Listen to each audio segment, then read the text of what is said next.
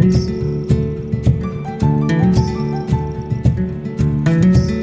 here with, in my opinion, the most handsome guest that's ever been on this podcast. Off to a great start. He's already turning red.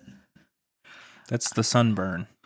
Oh, I'm here with Hayden Miles, my beautiful husband. Hello, hello, hello. And, okay, RuPaul. And also you do all the art for the podcast. Mm-hmm. Thank you. Of course. I'm doing it publicly. I've thanked you many times, but people should know that I thank you every time you do something. That's fun to do. After I go, here's what you need to do. Then I'm like, thank you.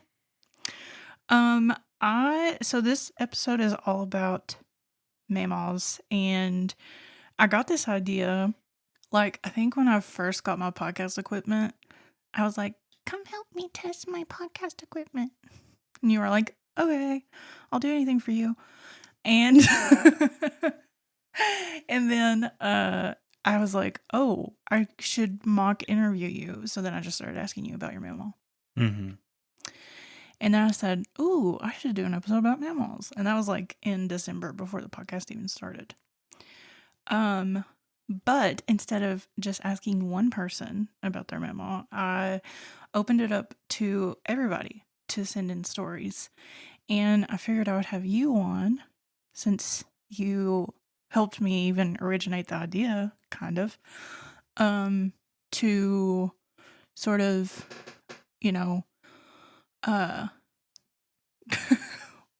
it's okay. The chair makes noise. Mm-hmm. Let's just establish that at the beginning of this episode.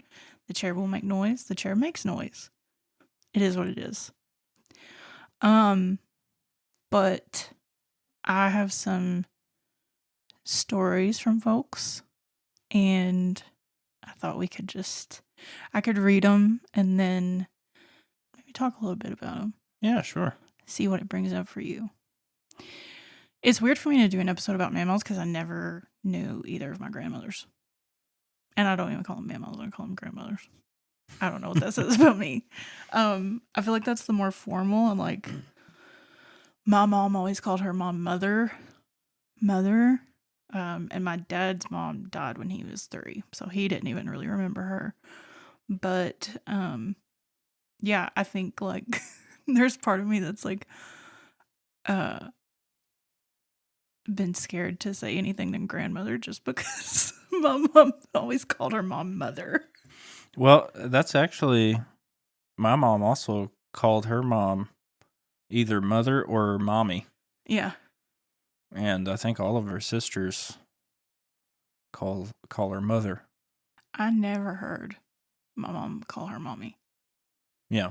Like, never. It was like, mother would think this. Mother would think that. Well, my mom was also the baby of the batch. My mom was also the baby. Oh, okay. Yeah. Well. But I think it was like, mother. Yeah. That's mother. That's so mother. But like, it's interesting because even now, when her and her sisters are together, they always talk about, what would mother say? Well, actually, okay, this is the one story I have about my mama. It's not when she was, well, okay. So my parents, my mom was a waitress at the Jerry's in Prestonsburg. And she met my dad there. He was, I think, a detective at the time. Wow. Yeah. I think his name was Agent Dale Cooper. No, I'm just kidding.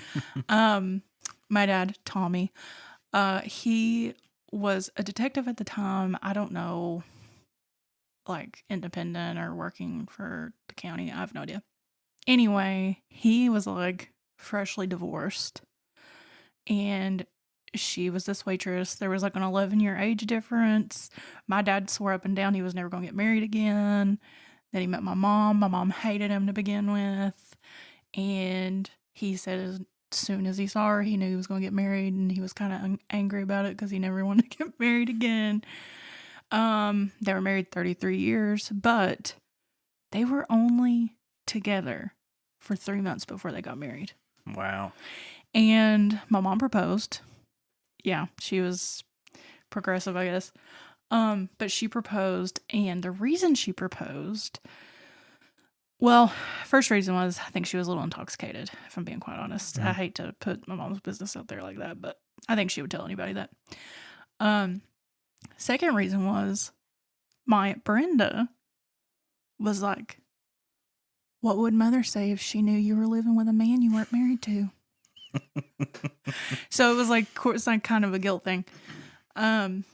So yeah, that's sort of like the story I have about my mama. It's not really direct, but like that was her aura. That was her presence. What would mother say? A lot of respect this woman got. Yeah. So, that was like, that's why I call them grandmother. Because there's a little part of me that's like, I don't know if she would have preferred Mama. Mother was very much her lane. Whenever, so. I think that was also the case with with any grandmother. Probably is like that is your moral compass. That is your deciding factor. A lot of times is like, what would grandma think about this? What would Mama think about this? Yeah, or something, and usually that's enough of a guide to make the correct decision. I feel like. Yeah, and I don't really have that God, I guess, but You probably do more than you know. probably. Like, I think I have my mom's green thumb. So, I've been told that. Yeah. So I still feel like their presence. I do have a spookier story about my grandmother, but maybe I'll save that for the end. Okay. It's a little spooky. I think you know the story, but I'll save it till the end. But as I mentioned, people send in stuff. Unbeknownst to me, people do listen to this podcast. So when I asked for stories, I got some, which is great. The first one I'm going to read is from Sarah Hunt. And I believe she's from, I don't know if Sarah's from Elkhorn City, but this story about her mama is from Elkhorn City. Okay. So here we go. This is about Sarah Hunt's nanny, Hester Hunt. Nanny was born in Elkhorn City, Kentucky, and lived there for most of her life. She was active in the community and the church, but was most widely known to generations of children as our Elkhorn City Public Library librarian, Miss Hester. She was a kind teacher who helped to establish a love for reading in so many. She oversaw library school and summer reading programs, and with the same encouraging demeanor she used in her children's sermons, inspired a love for learning and knowledge. Until very recently, however, I never fully understood the impact she had in getting Elkhorn City the library it now enjoys. In the 60s, the Kentucky General Assembly enacted legislation allowing county library districts to be established by the voters and later added creation of library districts by petition. Nanny always loved to read and recognized the need for our growing community to have access to a first-rate library. She helped to organize voter registration drives and circulate petitions to support the legislation. The Kentucky Supreme Court affirmed it in 1978. From there, she helped to obtain a construction grant to build the library, enabling them to move from a cramped and stuffy building to a modern facility that the town took pride in. The library flourished under the care of Nanny and those who came after her, and became a true cornerstone of our community. As a child, I think I assumed that Nanny had her position because it just seemed natural. She was always reading, and she was so good at organizing. Of course she was the librarian. Now that I know the blood, sweat, and tears that went into it, I'm in awe of her gumption. From a former housewife to lobbying the state government, I like to think that she carried on the legacy of the Appalachian Packhorse librarians, doing the hard work to make sure our people had access to the written word. Nanny would have never spoken about this accomplishment in a boastful manner. She simply saw it as doing what needed to be done. From her, I learned to stay the course with humility and to never underestimate the power of one woman with true ambition.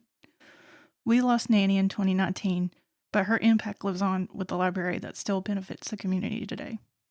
That's a great story. I know, I love that. I think it's like amazing that her nanny, like this library that her nanny was so instrumental in getting, is still like in Elkhorn City and gets to enjoy it. Also, like they have access to books, but I'm sure at this point too, like that's probably some people's access to internet. Oh yeah, for sure. Like so many things. Libraries are amazing. They are. Which reminds me that we need to get our library card Mm-hmm. because we moved and we need a new library card. We live very close to a library. I know, we live within walking distance to a library. Also, she talked about the Appalachian pack horse women. Mm-hmm. And, you know, I want to do an episode on them next year. So I want to talk, not next year, next season, I should say. Season 2. Season 2, which will happen. But, yeah, I just like, there's so many...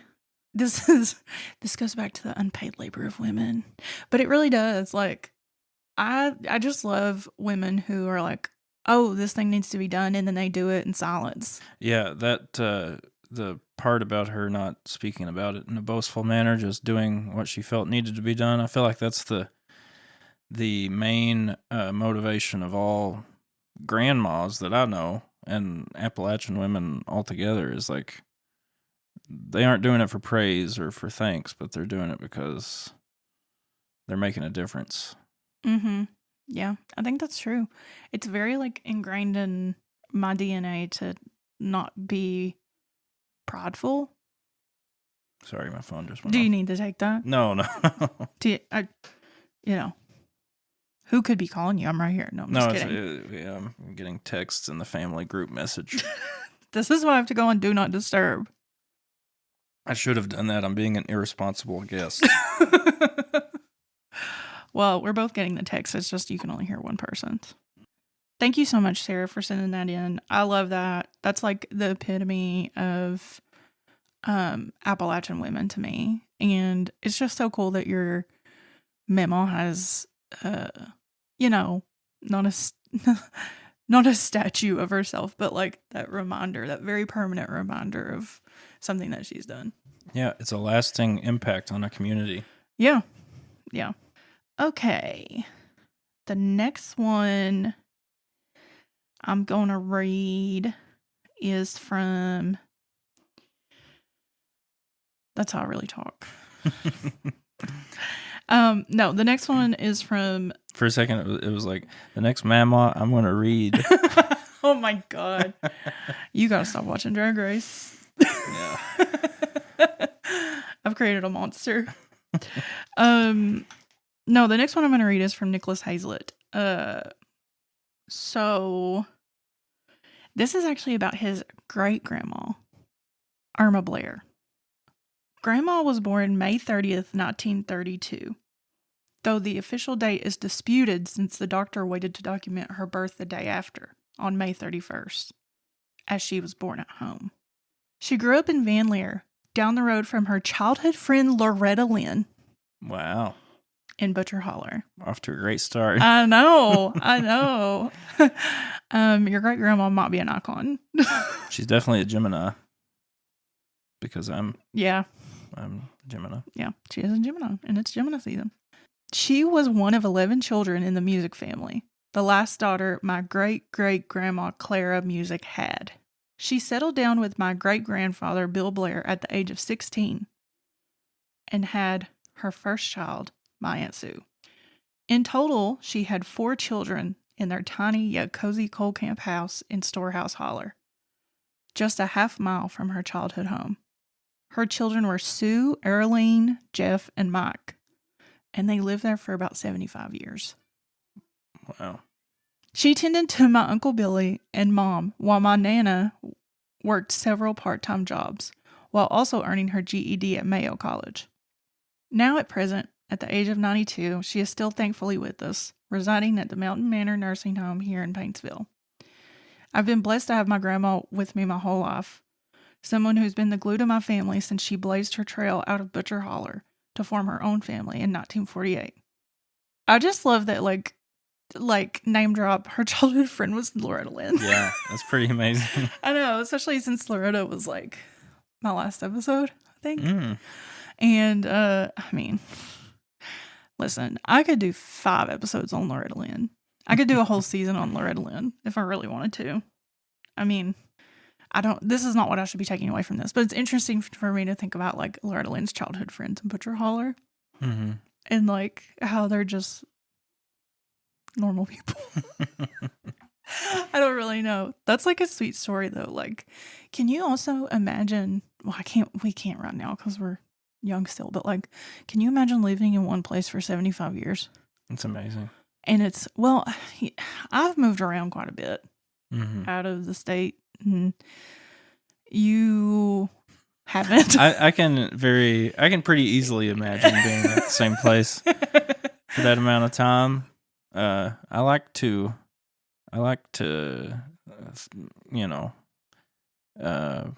plant my You don't like change. flag in the ground and Yes. stay there for a while. Yeah. It also said something about her taking care of an uncle, was it? Yeah. She tended to his Uncle Billy and his mom while his Nana worked several part-time jobs. So it's like very much takes a village vibe. Yeah. That reminds me of your Aunt Joy. Yeah. Also, my mama took care of her brother for years. He was diabetic, and he just moved in with her. And I mean, my entire life, she took care of my Uncle JB. Yeah. Doing everything in the world for him. And Uncle JB's still with us, too. Yeah. But I just admire people that are so willing to take a back seat to relatives and things just to make sure they have everything that they need and that they're taken care of. Yeah, that's like another element of being, I mean, not only like a mama or a grandma, but like I feel very much like the urge to be the caretaker when things are like, if you feel bad, you know how I get. I'm like, are you okay, baby? What do you need? I'll get you anything you need. That's like, I don't know. That's just like the switch that flips in my brain. And my mom, similarly, she took care of my dad when he had cancer and was just like, whatever I gotta do, you know? Yeah. I think it's just, it feels almost like a duty a little bit. Well, that leads us to our next story. Okay. Because it's a little bit about caretaking. And this is from Michaela Gay. Also, shout out to Levi, because I think Levi shared the, like, Michaela writes in the email that Levi was the one who got her to send something in. Oh, so, cool. Shout out to Levi. First of all, I just want to say her Mamaw's name is Mamaw Tootsie. Right out the bat. All of these names, Hester Hunt, Irma. Yeah. Tootsie. I love all these names. Yeah. Wait till you hear how Mamaw Tootsie got her name. Mamaw Tootsie got her name when, at just 1 week old, she was given a Tootsie Roll by her Mamaw. Yeah, that's amazing. Born and raised in Leslie County, she married my grandpa when she was just 16. Also, these Mamaws are getting married so young. I know it.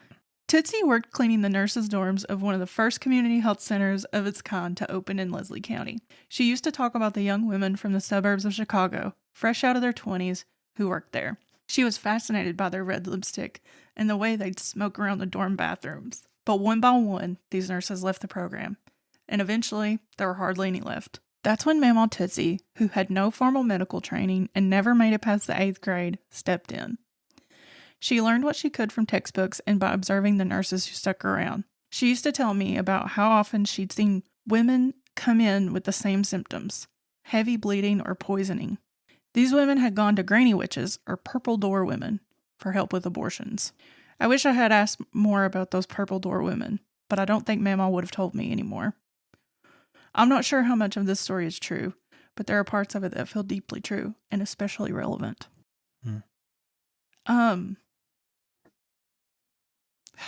I mean, I could talk a lot about that. First of all, this is another instance of like, oh, we're losing a bunch of nurses, and I've got to step in.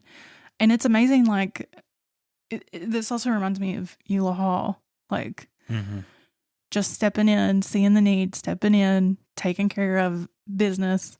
I don't even know what to say about the Purple Door women. And it's just like, we're going to see this more. We're probably already seeing it. I mean, obviously I'm not a doctor, but I think it's kind of like amazing how we just like can't learn from our mistakes. Or it's this stubbornness of not admitting that what we've learned is true or something. Yeah, that's so real.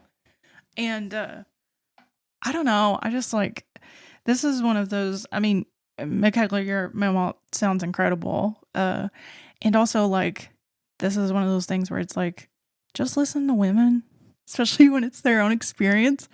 Just listen to women. It can't be that hard. I mean, it is hard for a lot of people, but really, just listen to women.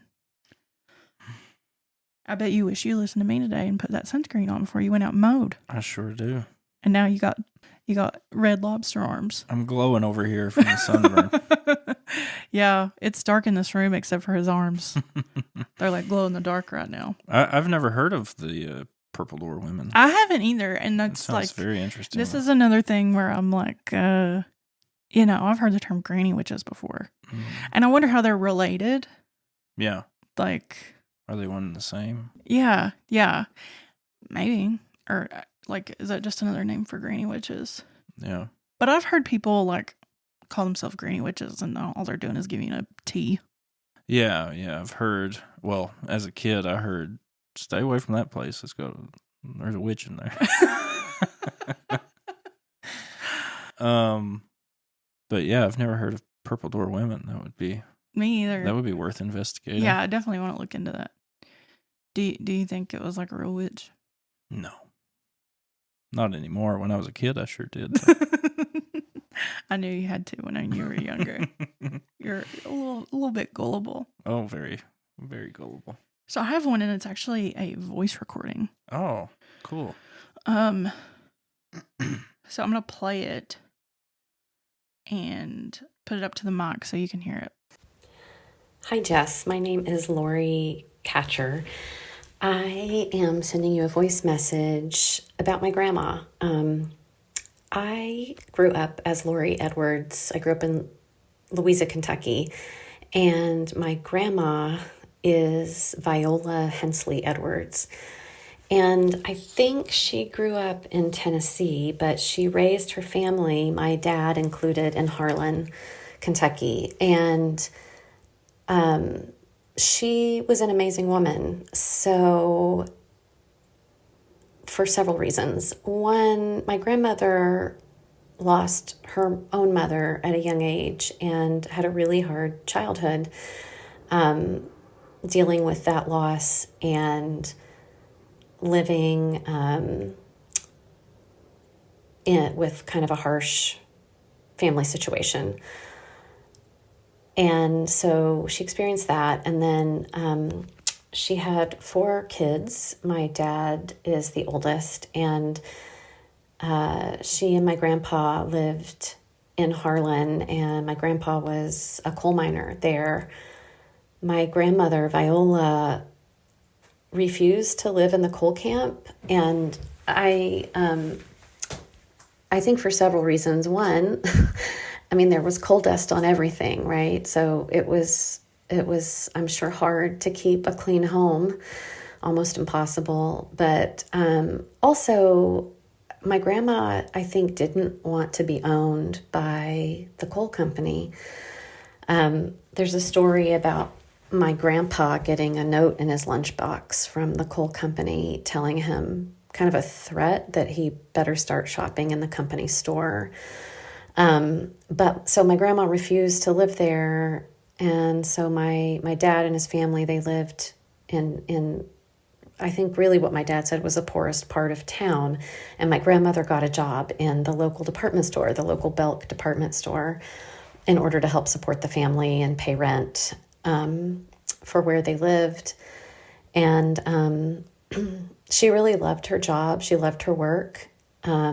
and I think ended up becoming like the buyer for the shoe department there or something. And so she really helped support her family that way. What I think about when I think about my grandma is the fact that she had a really hard life, and yet she loved having fun. She had the best laugh and would tell the best stories, and sometimes about making good trouble in her own way, and just liked having fun. And so what I think about her is the fact that she, even though she had a hard life, and lost her mother at such a young age, she continued to love life and loved having fun and loved laughing and being silly with us when we were little as her grandkids. So I still have a lot to learn. Your podcast is really making me think about who I am and where I come from. My parents still live in Louisa, and but I left when I went to college, and then I lived on the East Coast, and I've lived in California, Northern California, for 22 years, where I've raised my family, and I'm currently a community organizer with Showing Up for Racial Justice, and that's been really one of the most fulfilling occupations of my life. And it's also kind of taking me back to my roots when I think about the communities that have been taken advantage of in Eastern Kentucky over time. And so I'm still kind of excavating my experience maybe, and your podcast is really helping me do that and helping me, like, you're naming things about the culture in Eastern Kentucky and about women in Eastern Kentucky that I feel like are a part of who I am that I've really never had anyone name out loud before. I will say that, yeah, so that's all I'll say for now. I just really appreciate your podcast, and thanks for taking this message about my grandma Viola. I'm planning to have a conversation with my dad and his one sister who's still living to ask them more about her. And because I realized after, this question about, I've never called my grandmas Mamaws, but I know many of my friends in Louisa do. But that it's just making me want to know more about her. Thanks so much. That was so sweet. That's a very sweet message. I was not. Thank you so much, Lori. I'm glad that this podcast is like opening doors for you, I guess, and like making you think about this stuff. Also, well, number one, I love the name Viola. Mm-hmm. Like, I just love that name. Secondly, I love when people just like the way that they describe someone is just like they love life. Mm-hmm. They're just happy. I admire those people, those kind of people so much. And it sounds like her grandma was very much that kind of person. Also, just the acknowledgement there of the podcast. I feel like it was sort of your hope that you would get to speak to what it means to be a woman from Appalachia, and like to truly give them their mountain laurels of, like, putting on in a public way, in an online way, saying this person did this, and I don't think enough people are talking about it. And that's exactly what this podcast is for. So it's cool that it's reaching the right people and places and doing what you set out to do. Yeah. I feel like I'm getting interviewed now. Sorry. No. Like, maybe that's what should happen. I have never really talked about why I started the podcast, I guess, on the podcast. That is the main reason, I guess. Also, I mean, I was just upset post-election too. Like, I was like, I'm tired of hearing about men. let's talk about women. And that was another reason I was like, I have to start this podcast because there are so many incredible women and non-binary people that are from these mountains that need to get the respect that they deserve and be talked about as the amazing people that they are. Like, that just, I don't know. Yeah, women from Appalachia don't get enough praise, and they never will, in my opinion. Yeah. Another thing about Viola. Yeah. I love how she has a great laugh. She loves life, but she liked to talk about how she started trouble. I feel like that's another sort of Mamaw thing for sure. Is like they're all a little bit. Did your mamaw start trouble? Your mamaw? I think she did. Yeah, fun trouble. Yeah. Yeah. Didn't your My mom's mom loved pranks. Yeah. That's what I was thinking about. She would dress up in costumes and scare people. Like, that's what she enjoyed doing. She had both of my grandmas, who I was fortunate enough to know both of them. Both of them had very interesting senses of humor, I think. My dad's mom had, like, the best sayings, like, but both of them were sort of ornery too. Ornery. They like to start trouble. They told you how it is, and like straight shooters, and it's not like they would get away with it. It's like they were right. And like, of course they were. But I love that aspect of a mamaw. You just see an elderly woman over there, but she's got like a fieriness and a fierceness, and she's willing to go there with you. Yeah. Way more bold and brave than most of the men I know. I'll say that, me included. That's true. I think like I've always been a very direct person. You know this better than anyone. You live with me. Also, I mean, when we first started dating, I was the one that was like, we're going on a date. Yeah, you asked me out. And your mom proposed to your dad. Yeah, so there you go. Yeah, that streak continues. But it's also like I'm not here to mess around. Just let's not waste time with this. I'm not trying to beat around the bush. Yeah. I'm not trying to play games. It's like that's like a memo thing. Like, I'm not here to play games. Mm-hmm. Those are for you and your friends. Also, just being willing to make it hard on the coal company. Like, yeah. Oh, they deserve it. Like, yeah. I love it. That's so cool. Like, make them scared. Make them send a note in his lunchbox. That's. You better spend your money or you better be shopping at the company store. That's really cool of Give her. Give me a break. Yeah, that's so cool of her though to take a stand there and say, no, we're our own people. Yeah. Your grandma sounds incredible. Yeah. Also, shout out to Louisa. I grew up pretty close to there. Yeah, I have friends in Louisa. Yeah, Louisa's a cool little place. They have the birdhouse. Mm-hmm. Iconic birdhouse. Gas station / Taco Bell.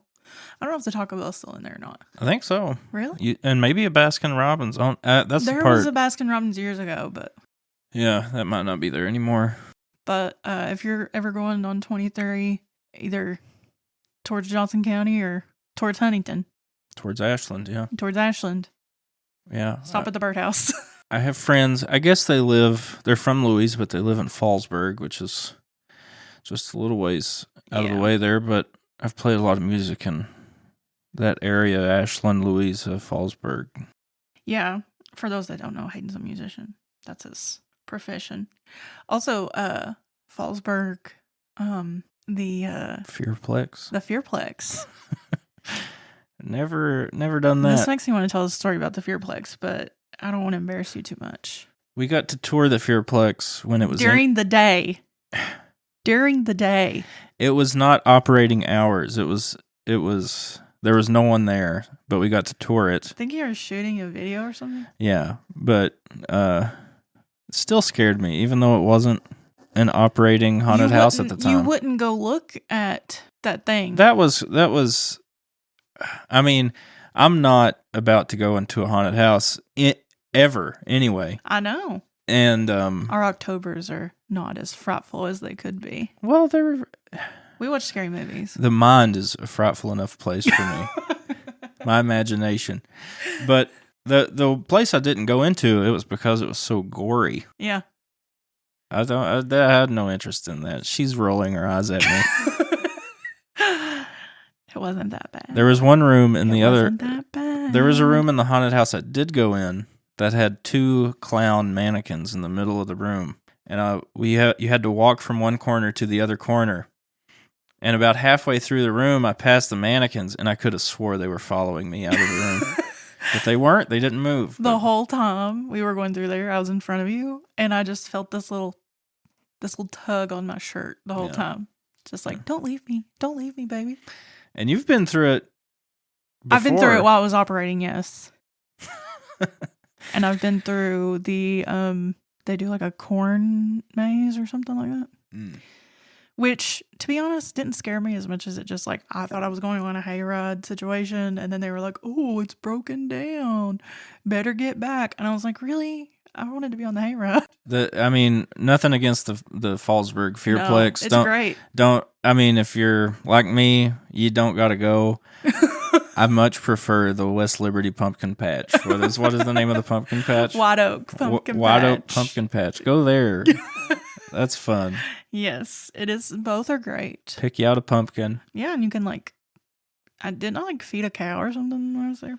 Fed a cow some pumpkin, and they have animals. You can see goats. They also have a maze. Yeah, it's fun. I think they do stuff in like the summer too, like strawberry picking or something. They also had a Christmas Sunflower Festival. They have a Christmas thing. Yeah. This is becoming an ad for the White Oak Pumpkin Patch, which it's great. It's great. We love it over there. This next story comes from Kathy Wheeler, and this one, I read this and I thought about going to your mama's house. Oh wow! So I can't wait to hear it. Yeah, I was 15 years old when I met my future husband's grandparents. They lived in Pikeville on a road eventually named after them. His parents and my parents lived in Ashland. At least once a year, I'd tag along on a family visit to Ma and Pa's house. Everyone addressed them as Ma and Pa. I loved visiting for a million reasons. I got to meet aunts, uncles, and cousins. I got to dip fresh water from the well out back. I got to see the root cellar where shelf after shelf was filled with colorful jars of vegetables canned and ready for the hard winter when no one dared drive up or down the steep road leading to the house. And every once in a while, I'd visit the cave at the back of the property, the barn perched on the other side of the hill, or the coal mine where Pa dug coal to heat his house. On my first visit, I was asked about my politics. I passed that test, so I was let into the small frame house, filled to overflowing with family. All the women were in the kitchen working to get food on the table, and there was only one table in the dining room, and I wondered how we'd all eat. But I learned there was a custom to solve that problem. The men and guests ate first, then the children, then the women. As a guest, I got to eat at the first table sitting. I'm sure that third round of food was probably cold by the time the women got to it. But the system worked, and since there were at least 20 dishes on the table, no one went away hungry. When I finally married their grandson, Ma and Pa couldn't make it to the wedding. By then, they were quite old and rarely left Pikeville or their cozy little house. So, once married, I was eager to visit. I wanted to thank Ma and Pa in person for the blanket they gave us as a wedding gift. Despite her age and infirm knee, Ma always made the chicken and dumplings, barbecued ribs, and stacked apple pies. But most of the dishes were brought in by the rest of the family at that point. I was looking forward to those chicken and dumplings. As time to eat was announced, I stepped to the table, thinking I'd do as I always did. Ma stopped me and gently made it clear I was no longer a guest, but part of the family. I knew what that meant. I followed her into the kitchen and began filling glasses with cherry Kool-Aid and started carrying the glasses to the men at the table. Very much like your mama's house. I love that story. Yeah. Yeah. Kathy, you're a great storyteller. Yeah. And also it just like, I thought about your mama's house and how there's one table. Very similar, yeah. And I remember asking you and you were like, well, we ate in rounds or whatever. Was it like the same rules? Well, I feel like we didn't have guests as often, so I feel like the first round would be, it was kind of just whoever got there first. It was mostly men, though. And then I feel like kids Yeah, that's what she said. It was like men, then children, then women. Yeah. Who made all the food? Yeah. All my aunts. Probably. I'm sure maybe a man cooked, but all my aunts would eat last. My mama, though, was seated at the table from beginning to end. She would cook, but my mama, my Uncle JB, who she took care of, was at the head of the table, and my mama was right next to him because she would also sort of monitor what he was eating because he was, but yeah, it's so interesting. And my mama would always like bless the food and stuff, and it was so cool. It was just her house, and like her way of doing things. And but there was a little tiny table in the kitchen. It's very tiny. And some of my aunts would eat in there too, like while we were eating at the big table. In the kitchen, yeah. Yeah, I would always eat at the big table. You were like, I'm here. I was in the first round, and it was usually whoever. My dad, I feel like, was one of the first people to stand up and be like, so and so, come on in here, get your seat. Yeah. But yeah, I feel like it was different every Sunday. But I also, growing up my entire life, every Sunday we went to my mama's house for dinner. And this is my mom's mom, Mamaw Kinser, Evelyn Kinser. But yeah, sometimes my mom would be in that first round. Sometimes, So there were no hard and fast rules. No hard and fast rules. I do remember the first time my sister-in-law came. I think she was a little bit like, man, this seems a little weird or something. And I'd never thought anything of it just because it was how it always worked. But yeah, I mean, I can name the uncles that had a reserved seat every Sunday. Uncle Jerry, Uncle Paul, Uncle Steve, and my dad all were at that first round of the food. Well, I think now, which I mean, your mama's passed, but I think now it's like if they're doing something up there, it's just take your plate and go. Yeah. Also, I feel like my mom was usually helping in the kitchen, and I feel like just judging by her vibe after cooking, all she wanted to do was just sit on the couch for like a minute. Oh yeah, just that's so real. Take it easy. Like there would be several aunts in the living room just talking about whatever while we were eating. I remember when I was younger and my mom would make dinner, like a big dinner, and then we'd like sit down to eat, and we'd be like, Mom, sit down, come eat. Yeah. And she'd be like, I'm gonna eat, blah, blah, blah. She still does it. Mm-hmm. You've been a witness to this. My mom's very similar. Yeah, and I'm just like, now that at this big age, I get it. Yeah. You want a break? If I've made like a big meal and stuff, there's part of me that's like, I think by osmosis, I can't say that word, by osmosis, mm-hmm. I'm no longer hungry. I actually am, but I just need a minute. Yeah. Yeah. That makes sense. I wonder when it happened that my mama was like, I'm eating. Yeah. She just sat down. It was good for her. Yeah. I wonder if it was always that way or if there was I'd be curious too, because I'm wondering if it's like when maybe, I don't know if your mama was also like still making the food at that point, all the food, but I wonder if it was like other people were cooking and she was like, I'm going to be at the first sitting. Maybe, yeah. Because I could understand that 100%. Yeah. But she would sit there through dessert and coffee too. And it was just nice getting to share a table with her. But yeah, that brings back a lot of memories. That story does. And that's a very sweet story though. It is. And also I love that this is a family she married into. Yeah. And they just seem incredibly close, which is very sweet. Yeah. I feel like I haven't talked about my dad's mom that much, but she may as well have been the mayor of Whitesburg with the amount of people she knew. And anybody that's been to Whitesburg knows that there's a handful of places to sit down and eat, and one of them is the Pine Mountain Grill. And I feel like every time we went in there I called her Gran and Granny Cat sometimes because her name was Kathleen. But every time we went in the grill, it was 15 or 20 minutes of her just making the rounds to all the tables before she sat down. Or as people on their way out would just come over to the table and talk to her and shake her hand and everything. But I like, and she didn't just say hey to all these people. She knew all these people. I feel like she had a lot of respect in the community. Also, both of my grandmas went to the same church for longer than I've been alive. Maybe even before my mom and dad were married. I'm not sure. But they both went to Cram Creek Pentecostal Church. And I just think that's so cool because, like, they knew each other and they were friends there.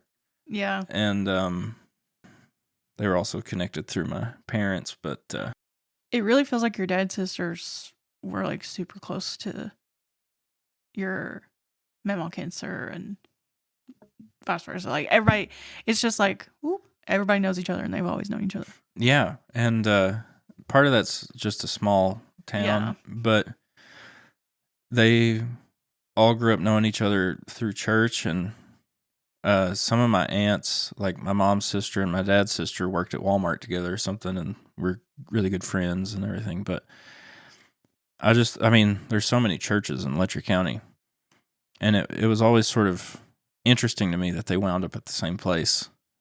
Yeah. Both my Mamaws, and both served there for their entire lives, and like that was maybe the most important thing to both of them. Yeah. Aside from family, but it was inspiring to me and aspirational to me that their faith, because it was just bigger. It was also just a huge part of. That's where all their friends were. That's where all that was their community, was that church. Mm-hmm. And that's just like a powerful, beautiful thing. But also our grandmas, my mom's mom and I think your mom's mom, were close to the same age. Yeah. Both born in October. Yes. A lot of similarities there. And I think that were they like a year apart? Maybe a year apart. Almost a year apart to the day. Yeah. Yeah. I'd have to go back and look at the actual days. But I feel like they're almost a year apart to the day, which is wild. I remember when I caught that, we were at my family cemetery and I was like, wait, isn't that like your mammal's birthday? And it was super close. Mm-hmm. Which is interesting. And my dad's mom, my dad's dad was a coal miner. My dad was a coal miner briefly, but my dad's dad was a coal miner, and my dad's mom, like, dealt with a lot of ailments and stuff her entire life. Like, I think doctors told her she would die, like, at different moments and things, but she lived to be, I think, 78, maybe. So she sort of defied these doctors, like, and everything, and she lived a long life, and she was so funny. Like, she was probably 4 foot tall and just the funniest woman ever. And again, she was very popular. Everybody knew her. Everybody loved to see her coming because she was just. You were going to laugh. You're going to laugh. You're going to feel good. And she was just so tiny and cute and funny. But then my mom's mom lived to be 98. Is that correct? Yep. 98 years old, and hardly left Pine Creek. She lived elsewhere briefly for a little bit, but her family was from, I think, Keokee, Virginia. But yeah, lived to be 98, and she passed away just a couple years ago. Mm-hmm. But yeah, both of them were amazing women. And they have amazing grandson. I like you've talked before about your grandcat like being quick-witted and stuff, and I feel like you have that. Oh, I hope so. Yeah, you have it more than sometimes. I think you have a little bit of shyness too. Yeah, but like when it's me and you've got it for sure. Yeah, yeah, probably. I like to think so. Yeah. I never got the chance to meet her, but from like, I feel like both of them were pretty sassy sometimes, well, you can be too. and I can be sassy for sure. You can be sassy. All in good fun, though. Yes, that's true.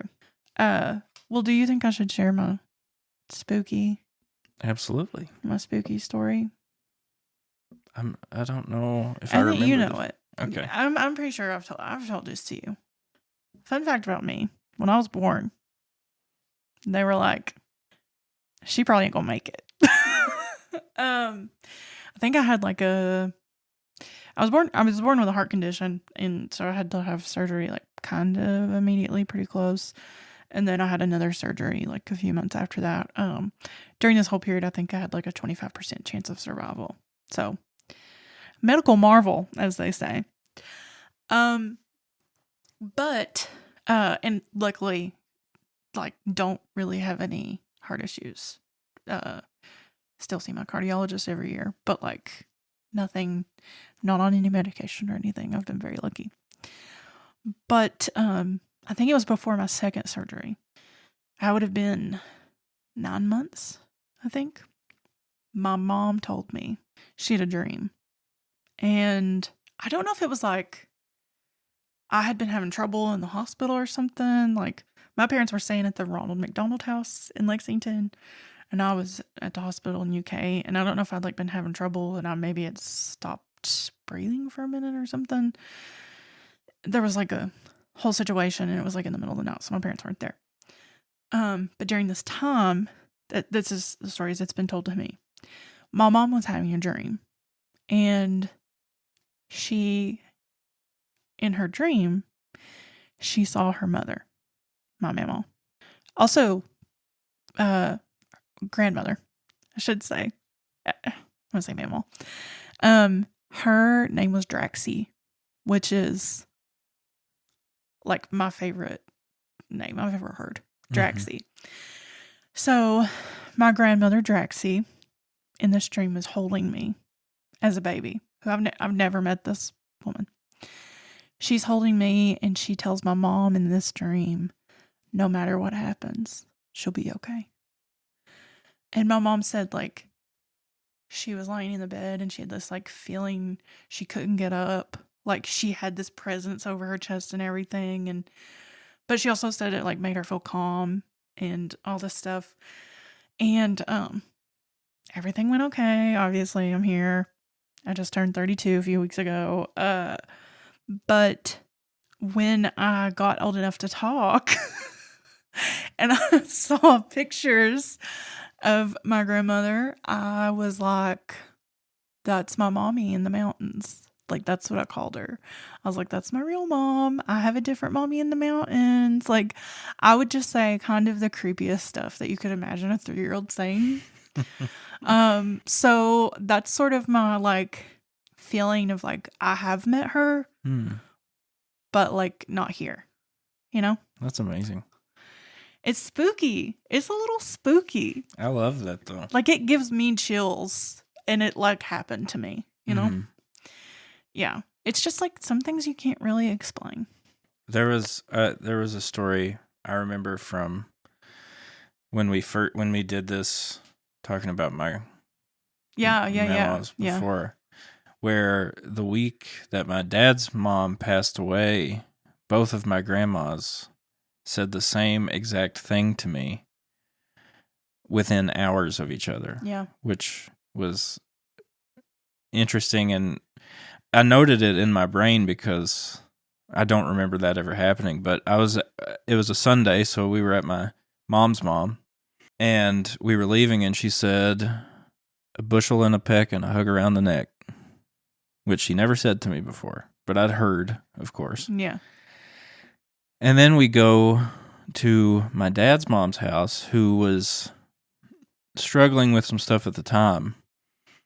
And as we were leaving, she said the same thing, a bushel and a peck and a hug around the neck, as I was going out.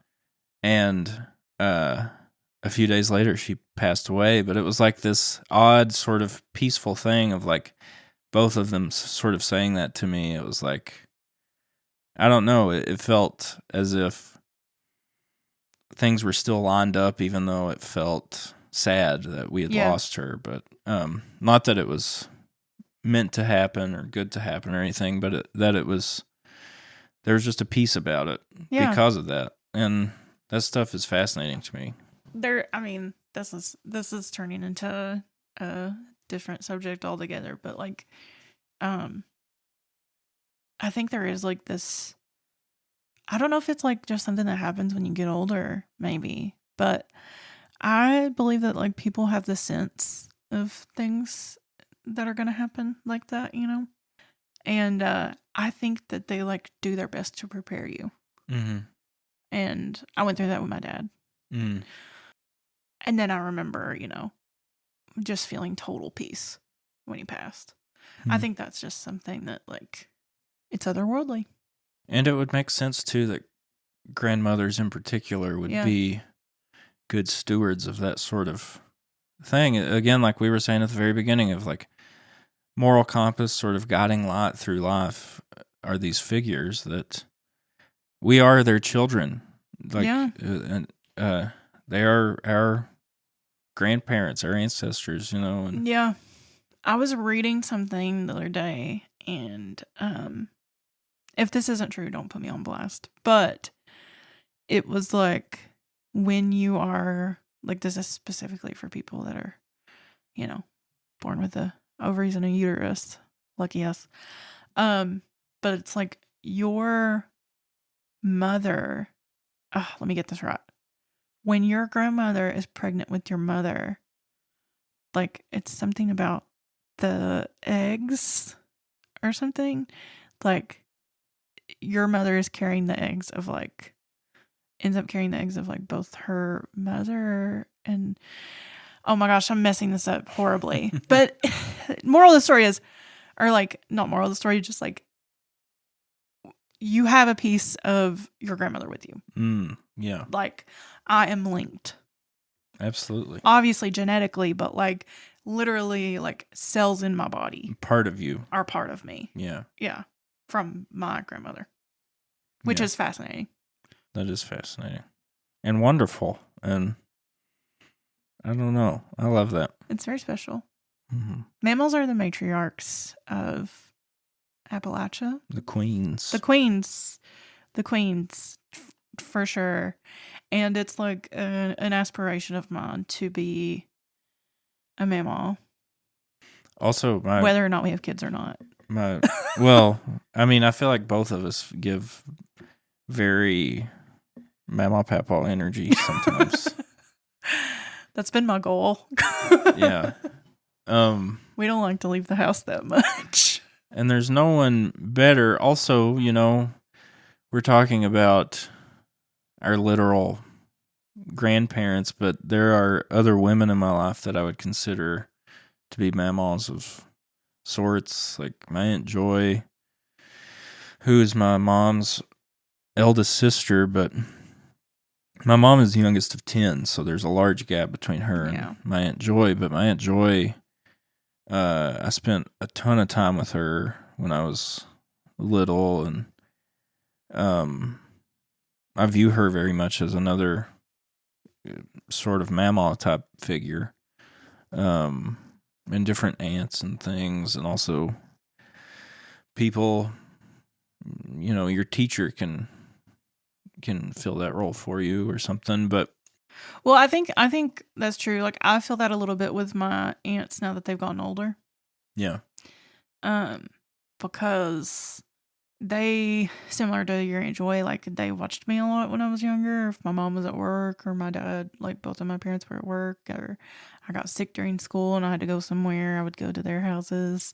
And now, as they've gotten older, it's just like that.